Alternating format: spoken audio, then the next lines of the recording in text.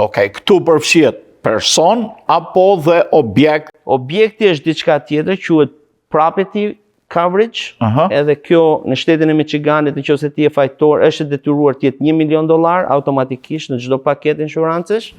Mund të jetë property damage, mund të jetë $10,000, $50,000 deri në $100,000, varet nga kompanitë, mund të ketë edhe $500,000 për dëme të objekteve të lëvizshme, kurse për objekte të palëvizshme është deri në $1 milion. Domethënë building. Ndodhi fatkeqësisht bashkë një aksident dje në televizor, në fakt, ishte një person në një kryqëzim, ai papritur godet një biciklist, pastaj humbet kontrollin në makinës dhe futet brenda një ndërtese dhe aty personat që ishin në një bakery, 3 persona vdiqën si shkak i këtij aksidenti. Edhe në këtë mes si zgjidhet është? Në këtë mes janë disa element të policies automjetit që futet. Një quhet liability, bodily injury, dhe varet nga individi se sa liability ai ka bler, 250,000, 500,000, $1 milion, ose nëse është e nevojshme edhe umbrella, nëse ai ka një umbrell ekstra.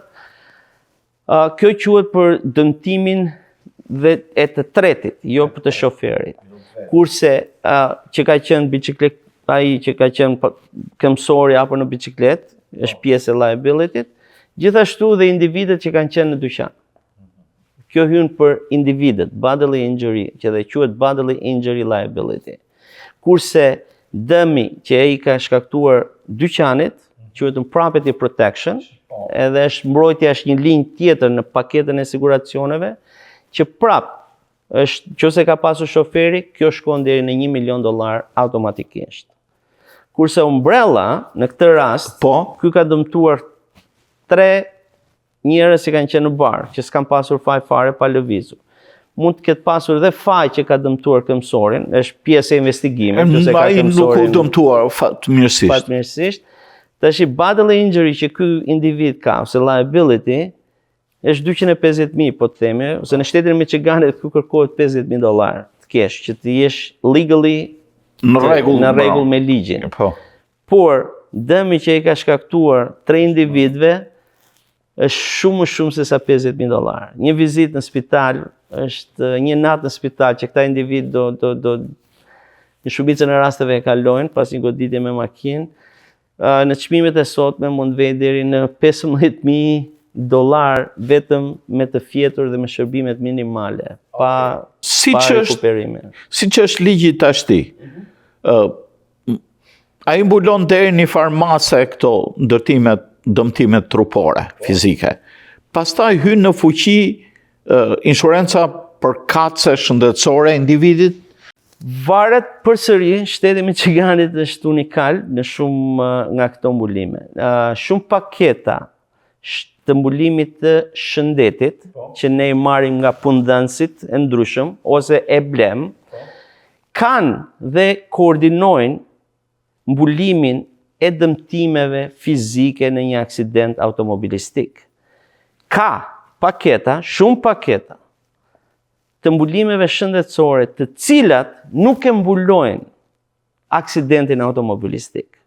Është shumë e rëndësishme që çdo klient të di dhe të komunikoj me kompaninë e siguracioneve të shëndetit dhe të informohet shumë mirë për sa i përket mbulimit dhe mbrojtjes nga aksidentet automobilistike. Nëse shëndeti, kompania dhe paketa shëndetësore që individet kanë nuk mbulon dëmin fizik në një aksident automobilistik, rekomandimi im, duke bazuar në eksperiencën që unë kam, duhet që ai shofer dhe gjithë pjesëtarët e familjes të atij individi të blen unlimited personal injury protection, e cila ofron një shumë $, të pakufizuar dhe në të njëjtën kohë një periudhë kohore të pakufizuar. Po këtë do ta blejnë në inshurancën e makinës? Patjetër, në inshurancën e makinës. Jo në inshurancën shëndetësore? Fatkeqësisht, ne si punëmarrës, ose shumë njerëz si punëmarrës, nuk e kanë atë privilegj që të negociojnë me kompanitë e siguracionit shëndetësore. Kompanitë e shëndetit zakonisht ofrojnë paketa në grupe dhe nuk t'japin ty mundësi që të kesh si individ ta blesh apo jo koordinimin për shëndetin, për dëmtimet fizike. Po lidh me një fakt personal, domethënë unë kam arritur moshën që marr Medicare. Sa i thash atij agentit që të jam me Medicare, ai nuk më kërkoi siç më kërkonte përpara dokumentin në inshurancë, sepse ndoshta është i mbuluar brenda Medicare-it. Po, kjo ndryshoi në vitin 2020. Më përpara Medicare dhe Medicaid nuk koordinonte në shtetin e Michiganit për mbrojtjen e individëve në rastet e aksidenteve automobilistike. Në 2020, me kalimin e kësaj reformës në inshurancën e siguracionit e makinave, u detyruan që Medicare dhe Medicaid dhe Medicaidi po ka disa kufizime të koordinojnë për mbrojtjen e drejtuesit të mjetit në qoftë se janë të dëmtuar fizikisht. Dhe një individ i cili është në Medicare sot nuk e ka të detyrueshme të blej personal injury protection nga kompania e siguracionit të automjeteve, sepse Medicare është pagues i dëmtimeve, i shërbimeve ndaj dëmtimeve në aksident. Por keni gjë parasysh që shërbimi nga Medicare është i kontrolluar në nivel federal, çmimet për shërbimet mjekësore që ofrohen nga Medicare janë shumë të ulta se sa shërbimet që pagohen nga një kompani e siguracionit të shëndetit apo nga një kompani e siguracionit të makinës. Kompanitë e shëndetit dhe kompanitë e siguracionit të makinave ofrojnë për të njëjtën shërbim, për të njëjtën orë shërbimi, çfarëdo lloj shërbimi qoftë, afërsisht 30-40% më shumë para dhe sigurisht që shërbimi është i nivelit më të lartë. Një problem që ka të bëjë me çmimin, se shpesh herë të gjithë klientët tuaj apo personat cilët blejnë insurancat, interesohen për çmimin të jetë sa më i ulët. Një çmim i ulët, a ul edhe mbrojtjen e këtyre personave, masat cilët si është balanca pak a shumë? Tregu industria e siguracioneve është industri madhore në Shtetet e Bashkuara të Amerikës. Industria e shëndetit është afërsisht 20% e GDP-s së Amerikës, nëse 20 disa përqindje më shumë. So industria e shërbimeve mjekësore është një pjesë e madhe e ekonomisë amerikane dhe kjo ofrohet nga shteti, që është Medicare ose Medicaid në nivelin e shtetit, nga shteti federal dhe nga shteti lokal, gjithashtu nga kompani të ndryshme që ofrojnë shërbimet mjekësore. E njëjta gjë ndodh edhe në siguracionin e automjeteve. Janë shumë kompani të cilat ofrojnë shërbime të siguracioneve, të mjeteve dhe të pronave. Të gjitha kompanitë shumica e kompanive, se janë të organizuara në statutse të ndryshme, disa kompani janë për profit, disa kompani janë klabe, disa kompani janë mutual funds, që ndajnë fitimet në fund të vitit nëse kanë. So duke u bazuar në skopin dhe qëllimin që kjo kompani ka, sigurisht dhe çmimet ndryshojnë. Është tregu i lirë, çdo kompani ofron shërbime të një niveli të caktuar, çdo kompani ka një mënyrë të bërit biznesit në formë të caktuar dhe çdo kompani ka një rating të caktuar të stabilitetit financiar të tyre.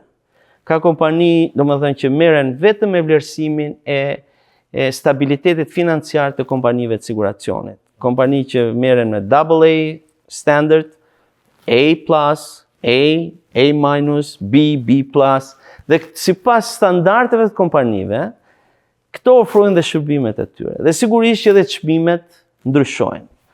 Tashi, tek çmimet unë kam një pyetje, është e vërre këtë. Në qoftë se unë i qëndroj besnik për 2 deri në 3 vjet të së njëjtës kompani, çmimi çdo vit më ndryshon e më rritet. Atëherë detyrohem të kaloj me një kompani tjetër dhe marr të njëjtën shërbim, po me çmim më të ulët. Si shpjegohet kjo dukuri? Po, shtregu i lirë. Çdo kompani ka, siç thash, ka qëllime të caktuar. Dhe shoqëria amerikane, profit, është një shoqëri e orientuar nga profit. Profit.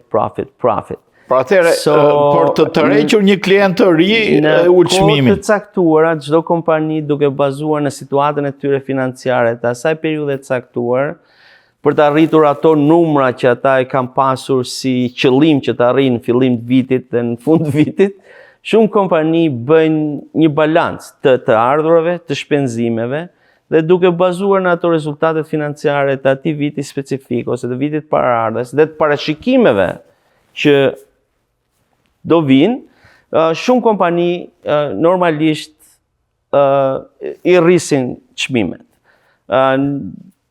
Unë jam agent vetë, jam reprezentativ i një kompanie të caktuar dhe disa kompanive tjera brokerage për bizneset.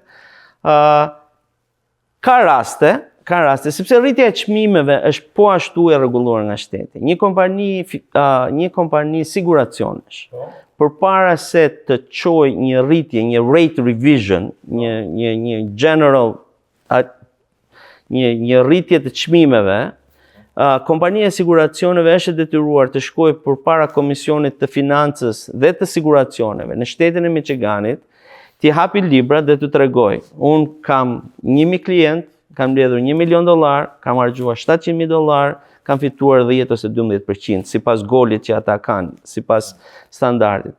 Dhe nëse kjo nuk arrihet, atëherë kompania e siguracionit, shteti ka nevojë për këto kompani, se këto kompani janë ato që i shërbejnë komunitetit.